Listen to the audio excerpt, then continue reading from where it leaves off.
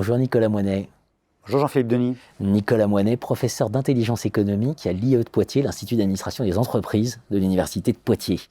Nicolas Moinet, Comment gagner, édition Nouveau Monde, donc ouvrage sous la direction de Christian Arbulot, de vous-même et d'Arnaud de Morny.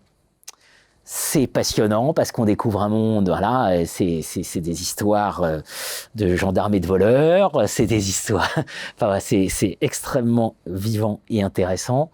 Et j'ai envie de vous poser la question, Nicolas Moinet, est-ce que la première étape, c'est pas de sortir du déni, c'est-à-dire de nier l'existence d'une guerre économique? Oui, c'est ce qu'on a vécu depuis plus de 30 ans, hein, depuis en fait la fin de la guerre froide, où un certain nombre d'auteurs ont dit attention, nous sommes dans une guerre économique, hein, notamment Christian Arbulot qui a été un des pionniers dans le domaine, mais on a eu un déni.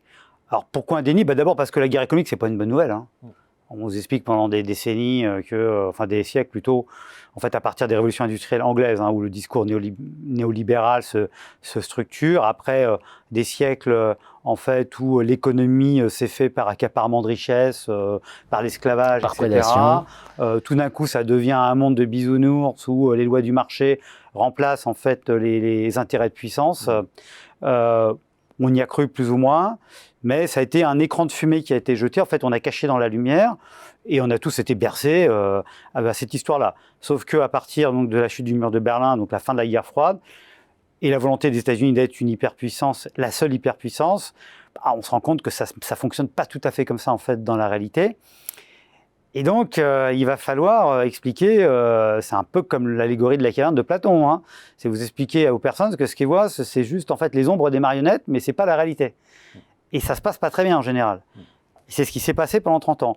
Mais ce temps est heureusement révolu à part quelques spécimens. Et dans l'ouvrage justement Guerre économique, comment gagner, on a fait un sondage, on a réalisé un sondage auprès des conseillers du commerce extérieur français. Existe-t-il une guerre économique? Donc les réponses qui ont été données à peu près 200 conseillers du commerce extérieur qui ont répondu, c'est 99% oui.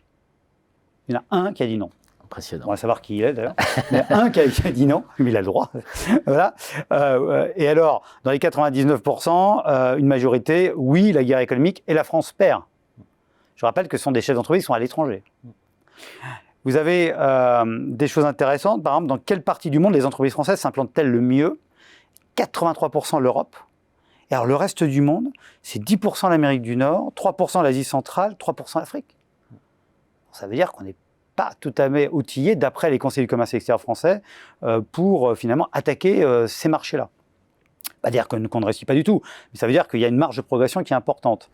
Est-ce que les pouvoirs publics français et les entreprises à l'étranger, 60% disent pas suffisamment? C'est quand même important.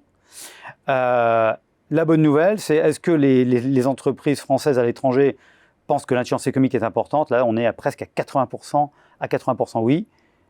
Et clairement, pas assez non plus de vision offensive, en fait, de ces nouveaux marchés. Voilà, donc le déni, c'est terminé. Mais alors maintenant, une fois qu'on a passé la phase de déni, il faut savoir de quoi on parle, parce que la guerre économique, c'est quelque chose qui en fait, n'est pas si évident que ça. Donc la guerre économique, c'est pas, si vous voulez, une perversion d'un système qui fonctionnerait bien.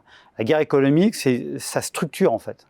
Les rapports entre puissances, et on pourrait la définir, je reprends la définition de Christian Arbulot, comme une confrontation entre parties pour capter, contrôler des ressources et accroître sa puissance par l'économie. Voilà.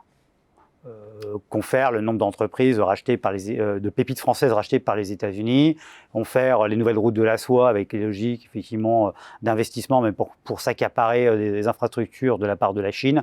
Bon, voilà, mais c'est toujours les mêmes logiques. Alors, sans verser, c'est toujours un peu l'accusation qu'on porte contre l'intelligence économique, la théorie du complot, voilà. Quand même, on n'est pas dans un monde de bisounours. Non, je crois que le mot-clé, c'est lucidité. Et vous savez, la lucidité, c'est la blessure la plus proche du soleil. René Char. Tout à fait. Merci Nicolas Moinet. Merci.